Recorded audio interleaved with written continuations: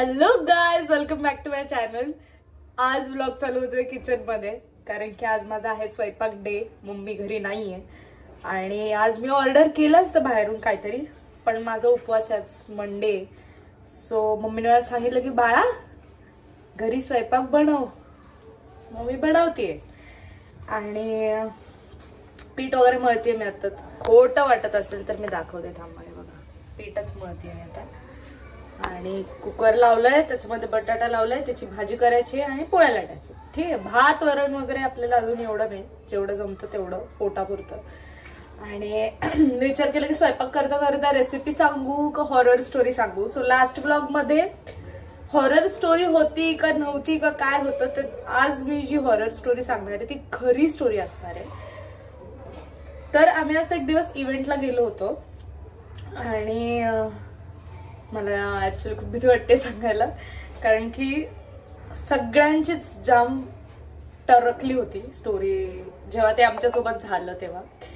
आणि आमचा इव्हेंट वगैरे झाला आणि ही गोष्ट आय गेस महाबळेश्वर नाही तर लोणावळ्याचीच आहे, कारण की आमचे मोस्टली इव्हेंट्स तिथेच होतात। सो आम्ही इव्हेंट वगैरे झाला आणि आमचा स्टे होता आणि सकाळी आमचा परत परफॉर्मन्स होता। सो आम्ही तिकडेच कुठेतरी आम्हाला क्लायंटनी स्टे दिला होता। सो आम्ही गेलो त्या विलावर। विला इतका मोठा बाहेरून दिसत होता, इतका म्हणजे एकदम भारी भारी विला। आणि मग आम्ही बाहेरला गेला, वा छान वगैरे। आणि आतमध्ये जाताना कोणीतरी बोललं अरे कृष्णा कॉटेज वाटतंय हे। आणि मग तेव्हा आम्ही सगळ्यांनी फनीली म्हणजे फनी घेतलं, फनी वे मध्ये घेतलं आणि अरे हो ना कृष्णा कॉटेज वगैरे। आणि मग मुलांचा आवाज वगैरे काढणं चालू झालं, मुलींना घाबरवतात वगैरे। आम्ही तेव्हाही घाबरलो नाही, पण सुरुवात इथनं झाली आणि एकदम क्रीपी असं अंधारातलं रोड वगैरे, तिथनं जायचं होतं, असं होतं सगळं।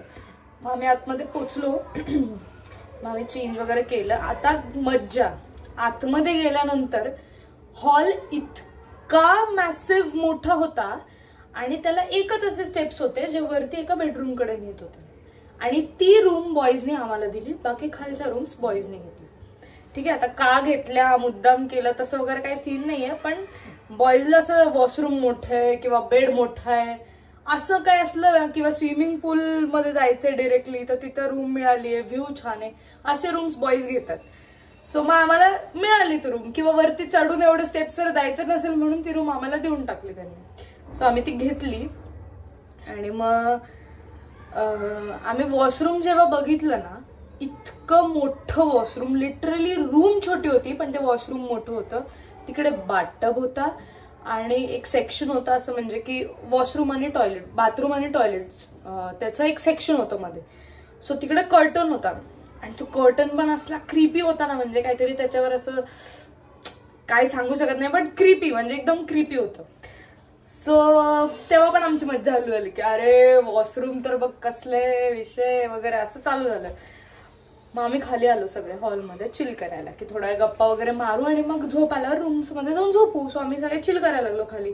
आणि मग का माहिती का माझं लक्ष सारखं त्या बेडरूम म्हणजे, सो आपण त्या हॉलमध्ये बसलो ना की असं ते समोरून स्टेप्स आणि बेडरूम तुम्हाला दिसतंय त्याचं डोर। सो सारखं लक्ष माझं तिकडे जात होतं आणि ग्रुप मधल्या माझ्या गर्ल्स होत्या त्यांचं पण लक्ष तिकडे जात होतं, पण मी कोणाला काय सांगितलं नाही तेव्हा की माझं असं होतंय, कारण की मला म्हणते नाही हेच नेहमीच आहे आणि अजून घाबरवलं असतं मला, म्हणून मी काहीच बोलले नाही की माझं लक्ष तिकडे जाते डोरकडे।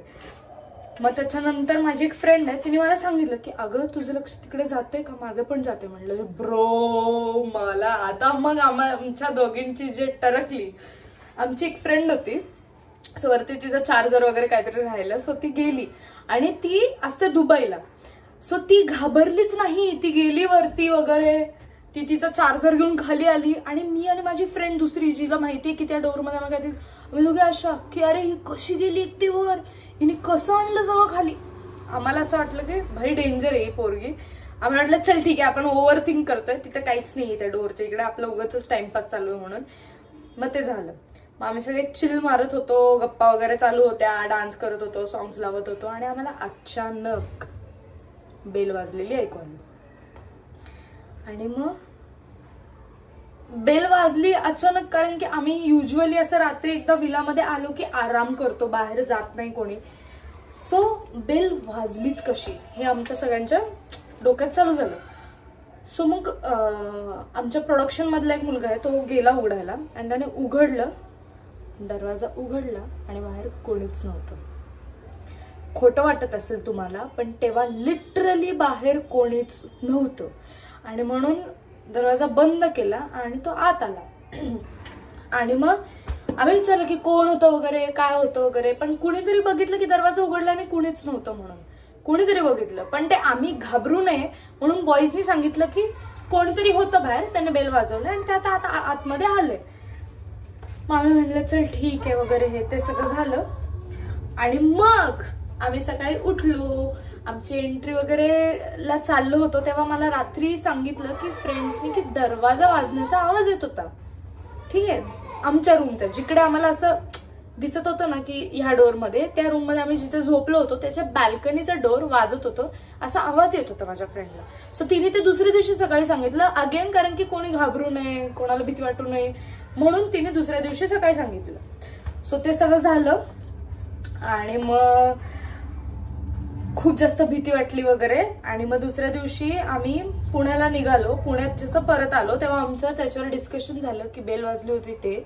तर बॉईजने आम्हाला हे सांगितलं की बेल वाजल्यानंतर दरवाजा उघडल्यावर तिथे कोणीच नव्हतं आणि आम्हाला त्यांनी घाबरू नये म्हणून खोटं सांगितलं की हा प्रोडक्शनचं होतं म्हणून, कारण की आम्ही झोपू, आम्ही त्या रूम मध्ये जाऊ परत, आम्हाला झोप येईल म्हणून त्यांनी तसं खोटं सांगितलं. पण बेल वाजली होती आणि कोणीच नव्हतं. सो ही आमच्यासोबत घडलेली एक खरी गोष्ट आहे. अजूनही आमच्या ग्रुप्समध्ये ते डिस्कशन होतं आणि काय काय बॉईज अजूनही म्हणतात की हा आलं होतं कोणीतरी, कारण की आम्ही घाबरू नये म्हणून. पण म्हणजे तुम्हाला कळतंय, लिंक्स आता क्लिक होत असतील की कृष्णा कॉटेज गेल्या, त्याच्यानंतर क्रीपी असं स्टेप्स, एकदम ते महलवाला असतं तसे स्टेप्स, मग ती कोपऱ्यातली रूम आणि मग ते वॉशरूम, त्याचे कर्टन्स इतके डेंजर, आणि मग नंतर हे बेलवालं. सो एवढं मला माहितीये की मी परत अगेन मी ओव्हर थिंक करत असेल, बट ही आमच्या सोबत घडलेली गोष्ट आहे जी की डरावणी आहे. आणि पीठ आता माझं मळून झालेलं आहे, भाजी वगैरे करायची आहे. सो येस, भाजी करूयात. माझ्या प्रिय आंटी अशा बोलतील की काय तेलच नाही लावलं. सो लावलंय हा तेल, हे बघा. तेव्हा मी दोन्ही हातांनी सगळं करू शकत नाही शूट म्हणून, पण तेल लावलेलं आहे. आता मी ह्याला नीट परत मळणार आहे.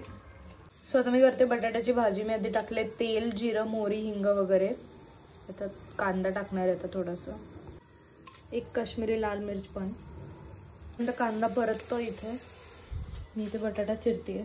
सो आता मी हळद, लाल तिखट आणि धनिया पावडर वगैरे आणि टोमॅटो पण घातलाय. आता ह्यात माझं एक फेवरेट इन्ग्रेडियंट आहे जे की आहे गूळ, कारण की मला आलूची सब्जी जराशी गोड आवडते, गोड आवडते.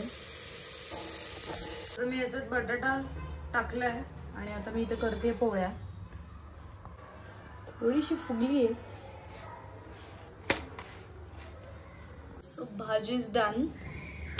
इकडे वरण होतं आणि भात पण लावलाय आणि इथे करून ठेवल्यात मी पोळ्या, कारण आज मम्मीने येतं, पप्पा आणि मीच जेवायला. उपास सोड्यात पोळी, भाजी, भात.